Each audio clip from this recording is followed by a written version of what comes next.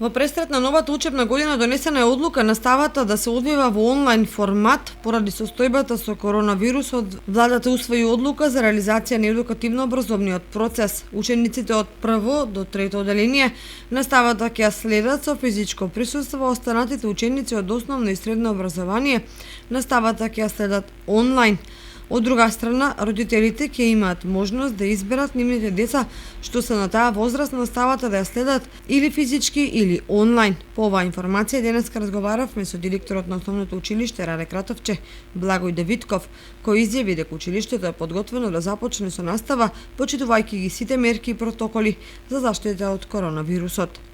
Ова учебна година е карактеристична и се разликува од претходните учебни години, почетоци на учебните години, поради актуелната ситуација со коронавирусот. И покрај тоа, нашето училиште се подготвува за почетокот на учебната година. Ги правиме сите работи кои претходно ги правевме. Значи, училиштето комплетно се чисти, се дезинфицира, училишниот двор исто така се средува. Се што треба, значи, во поглед на хигиена и некои помали поправки во училиштето се обавуваат. Нормално чекаме сега да видиме што ќе кажат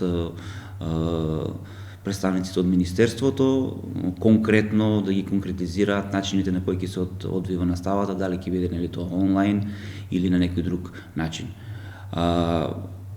Вчерашните изјави од министерот што ги слушнавме, значи ние чекаме да добиеме официјално одлуки и да видиме како ќе се подготвуваме понатаму.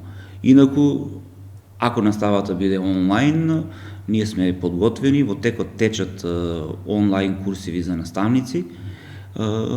Нормално наставниците ќе ги поминат тие курсиви за онлайн настава, инаку тоа е организирано од Бирото за развој на образование, а ако евентуално се случи учениците да треба да кренат со физичко присуство, нашето училиште ќе одговори и на тој предизвик.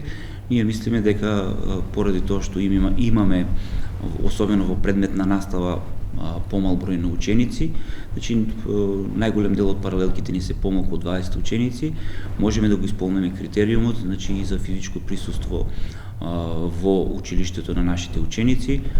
Нормално, учениците би можеле да седат по еден ученик на клупа, да има растојание од 1,5 метар и мислам дека ќе може да се употребуваат без проблем средствата за дезинфекција и сите оние мерки кои ќе бидат пропишани со протоколите од Министерството за здравство.